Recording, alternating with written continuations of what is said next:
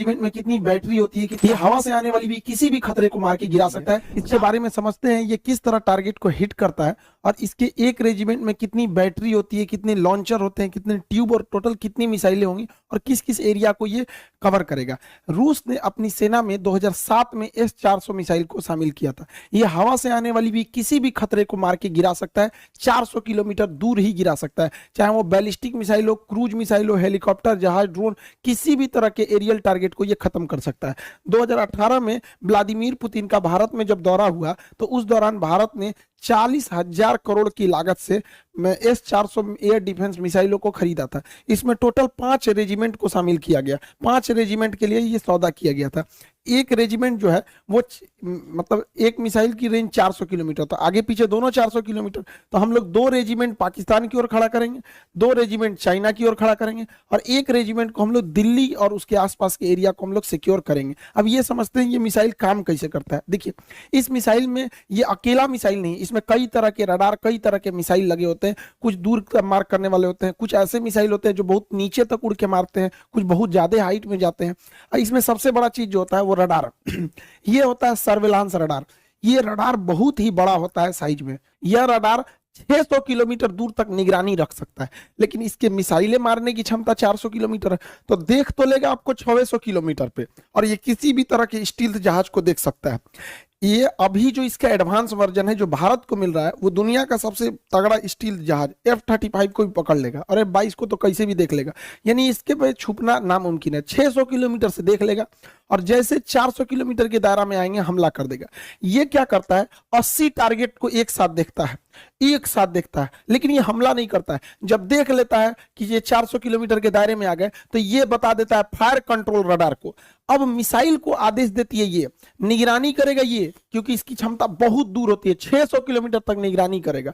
और जैसे निगरानी हो गया ना, ये कह देता है कि देख तुम इसको नजर रख, हम बाकी को खोजते हैं।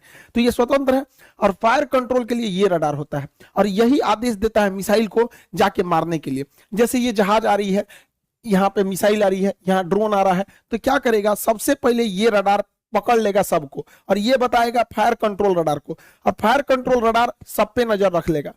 फायर कंट्रोल रडार नजर रख लिया, अब ये क्या करेगा, इनको छोड़ देगा, दूसरे को टारगेट को छोड़ देखेगा यहाँ पर, और ये फायर कंट्रोल रडार मिसाइल को आदेश देगा कि तुम इसको मार दो, ये वाली मिसाइल इसको मार दो, ये वाला इसको मार दो, मिसाइल को आदेश देगा ये। अब मिसाइल को जो आदेश दिया गया वो मिसाइल जाके मारा कि नहीं मारा इसको देखने के लिए कमांड पोस्ट नाम का ये ट्रक होता है। इस ट्रक के ऊपर रिसीवर रडार होते हैं, ये देखते हैं सब कि मारा कि नहीं, निशाना ठीक लगा कि नहीं लगा, अगर नहीं लगा तो एक और मिसाइल मार देता है।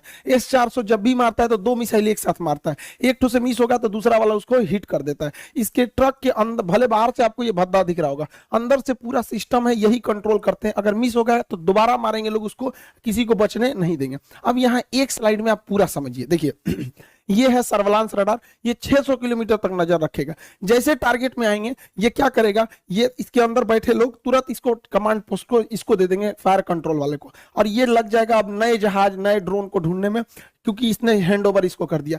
ये आदेश देगा मिसाइल को कि जाके मार दो, मिसाइल जाके इसे मारो। मिसाइल 2-2 निकलती है, क्योंकि एक अगर छूट गया तो दूसरा जाके मारेगा। अब इससे बचना नामुमकिन है। क्यों?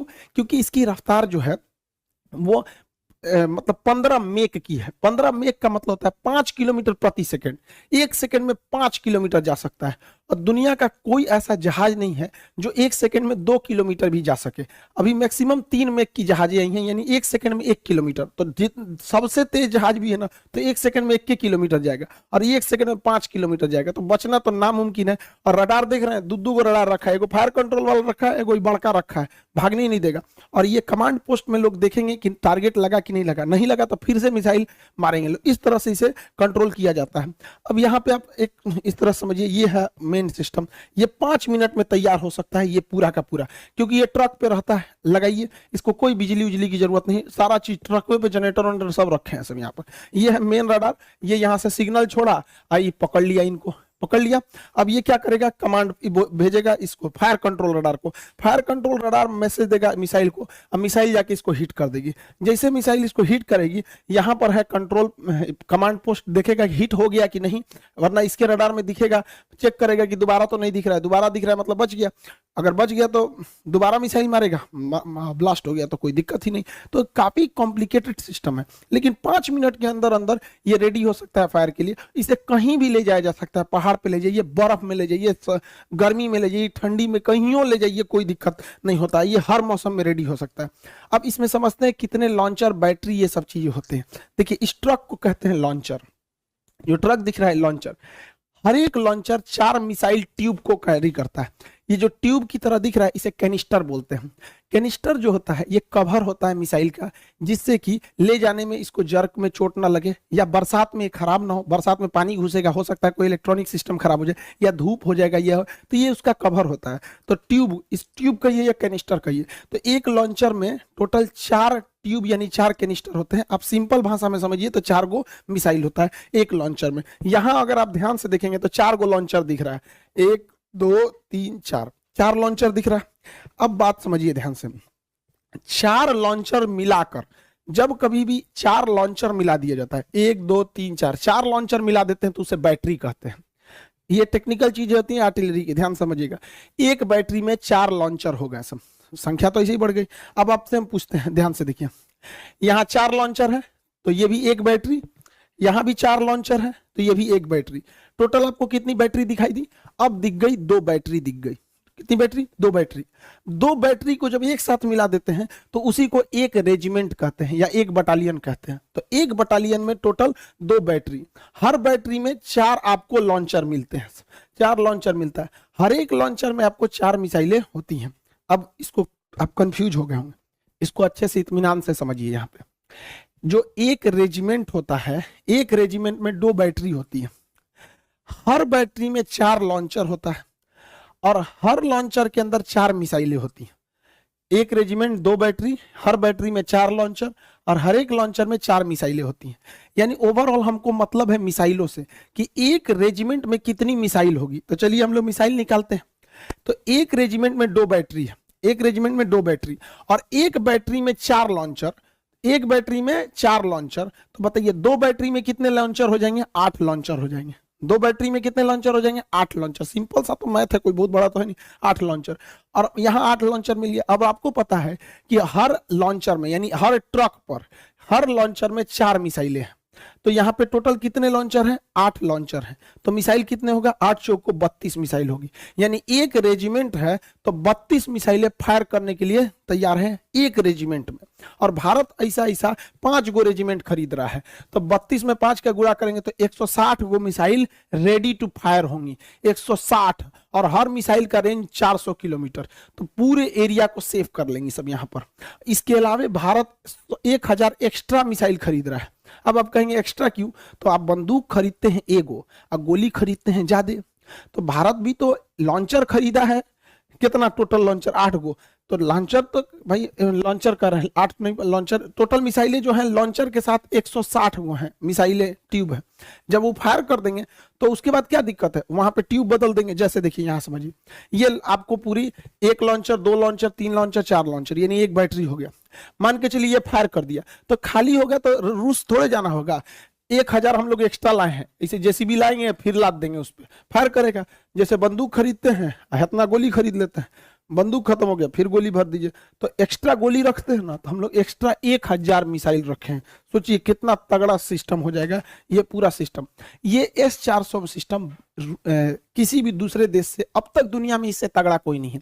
इसकी सबसे बड़ी खासियत क्या है? ये वर्टिकल लॉन्च करता है, यहाँ से मिसाइल निकलेगा। अब ये स्वतंत्र है किसी भी डायरेक्शन में जाने के लिए, इधर भी चला जाएगा, इधर भी चला जाएगा, सीधे भी चला जाएगा। वही अगर अमेरिका का थर्ड की बात करेंगे या फिर पेट्रियट मिसाइल की, तो ये वर्टिकल है, ये इस तरह तिरछा झुकी रहती है, तो इधर ही मार सकती है। उधर मारने के लिए उस साइड में ट्रक लगाना पड़ेगा।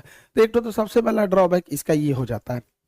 भारत को ये जो मिला है ये सबसे लेटेस्ट वर्जन मिला है। S-400 लेटेस्ट वर्जन भारत को मिला है, जबकि चाइना को भी रूस ने S-400 दिया है, लेकिन S-400 चाइना के पास नहीं है। पैसा लिया गया है S-400 का। चाइना चूंकि MTCR का सदस्य नहीं है, मिसाइल टेक्नोलॉजी कंट्रोल रिलम का सदस्य भारत है, चाइना नहीं है। जो इसका सदस्य नहीं रहता है उसे आप 300 किलोमीटर से ज्यादा मारक क्षमता की मिसाइलें नहीं दे सकते हैं। तो रूस जो उसे S-400 दिया है, तो पैसा लिया है S-400 का, अब मिसाइल दिया है S-300 ही मिसाइल दिया, तो उसकी मिसाइलों की क्षमता 300 किलोमीटर है, हम लोग की मिसाइलों की क्षमता 400 किलोमीटर, क्योंकि हम लोग जो है MTCR के हैं। दूसरा, उसका 2010 वाला मॉडल है, हम लोग का 2021 वाला 20 वाला मॉडल है, एकदम लेटेस्ट। तो ऑटोमेटिक आप सोचिए ना, 10 साल पुराना मोबाइल और अभी के मोबाइल में कितना चेंजिंग आ जाएगा। तो हम लोग एकदम लेटेस्ट है। और रूस अपने लिए बनाया है S-500, तो S-500 को शामिल होते होते 2030 आ जाएगा, तो उतना देर तक वेट तो कोई करेगा नहीं, इसकी मारक क्षमता और खतरनाक हो जाएगी। तो हम लोग अभी एकदम लेटेस्ट वर्जन पर चल रहे हैं लोग। अब समझते हैं ध्यान से आगे से। भारत ये S-400 है, ये लॉन्ग रेंज वाला है। भारत की प्लानिंग क्या है कि हमें छोटे ड्रोन से बचने के लिए आयरन डोम टाइप का रॉकेट चाहिए। ये सस्ते होते हैं, धड़ाक से मार के गिरा देते हैं, छोटे ड्रोन वगैरह के लिए। और मीडियम दूरी के लिए हमारा आकाश है ही है, और 100 किलोमीटर से 150 किलोमीटर के लिए बराक 8 मिसाइल है, और 300 से 400 किलोमीटर के लिए S-400 है। अतः अब हम लोग 4 लेयर सिक्योरिटी में, छोटे मोटे ड्रोन, फिर 30 किलोमीटर के लिए आकाश, 100 से 150 किलोमीटर के लिए बराक, और 150 किलोमीटर से ज्यादा के लिए S-400 मिसाइलें हैं। हम लोग पूरी तरह से सेफ हो जाते हैं।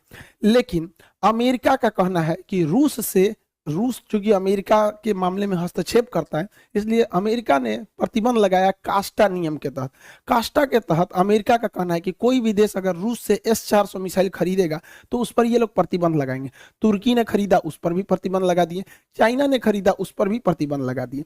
भारत पर अभी तक इन्होंने कोई स्टेटमेंट दिया नहीं है, और ये प्रतिबंध बहुत नहीं लगा पाएंगे। हमारे पास 2 लॉजिक है। पहला, ये सब चोमू सब बकलोलवा पाकिस्तानिया, ये आए दिन खुलेआम धमकी, मंत्री है बैलाई, बिना बरस के लिए झांक रहा है इसे यहाँ। ये बैला क्या कहता है कि हम भारत पे परमाणु बम मार सकते हैं, और इसका स्टेटमेंट सुनेंगे तो कहेगा कि मुसलमानों को बचा के परमाणु बम मारेंगे। अरे यार, तुम्हारे यहाँ लोग इतने बैल होंगे, इंडिया में कोई इतना बैल नहीं है, बताइए। परमाणु बम को भी ये लोग बता रहे हैं कि ये मुसलमान है, ये मुसलमान नहीं है। तो भारत के पास पूरी दुनिया को कहने के लिए, अमेरिका को स्पेशली कहने के लिए कि भैया हमारे पास S-400 की सख्त जरूरत है, वरना ये सब कईयों लुंगी पहन के आएगा, सब मार के परमाणु बम चल जाएगा सब यहाँ पर। तो इन लोगों की वजह से हम लोग के पास प्लस पॉइंट है। दूसरा, अमेरिका के लिए भी दिक्कत क्या है, अमेरिका चाइना को रोकना चाहता है, और दक्षिणी चीन सागर में चाइना को रोकने वाला भारत को अगर छोड़ देंगे तो कोई नहीं बचता है, क्योंकि रूस और चाइना तो भाई दोनों अमेरिका के खिलाफ रहते हैं।